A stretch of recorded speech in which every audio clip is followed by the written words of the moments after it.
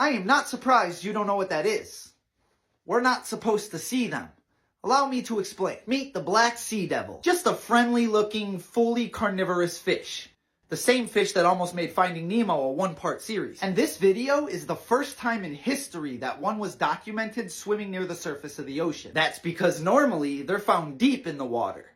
3 miles deep. That's where the sun don't shine. Why do you think they have a light bulb on their head? And down where they dwell, fish are attracted to lights.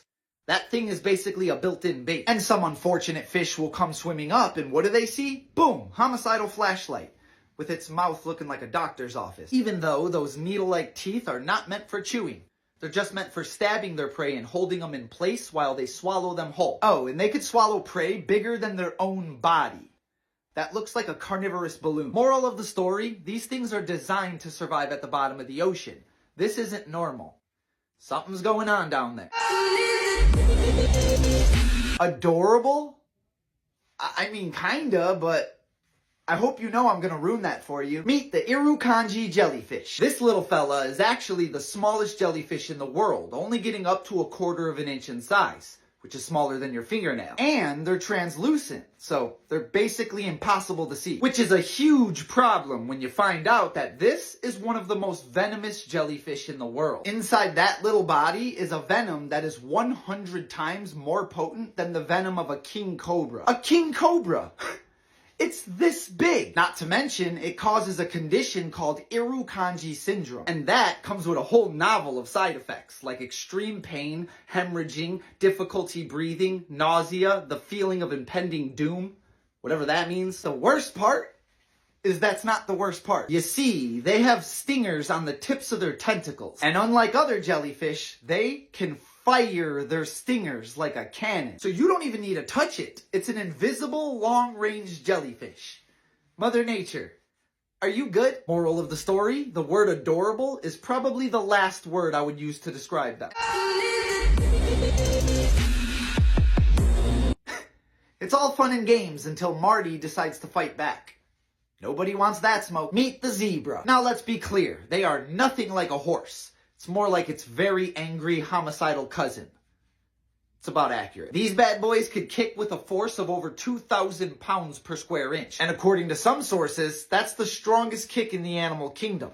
And let me tell you, they love to kick. They've been known to break lions' jaws, or crack their skull, or send them to God in one shot.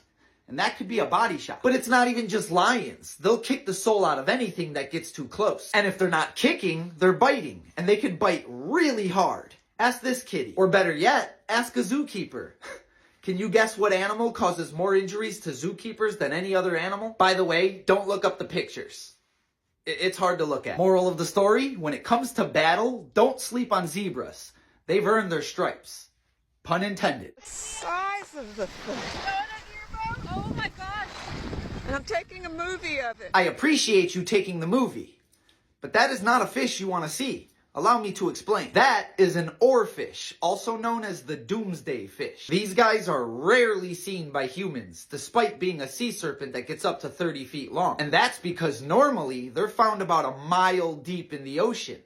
First the anglerfish and now this. And a lot of cultures around the world believe when they surface, that means something terrible is coming. That's why it's called a doomsday fish. In fact, 20 oarfish washed up on the shore of Japan in 2011, just before their infamous earthquake, which ended up being one of the most catastrophic in history. And 6 oarfish washed up on the shore of the Philippines in 2003, right before their earthquake. And this was the most recent sighting, which just happened on a beach in Mexico. Now there is a lot of theories, such as the tectonic movements before an earthquake kill them, and then they surface before the earthquake hits. But there's also the theory that they're just the bringer of bad news. We don't need any more of that. Moral of the story, as cool as it would be to see one of these, this is not a good way to start 2025. We'll never understand why people hide fish and then pretend to find them for views. I agree, 100%.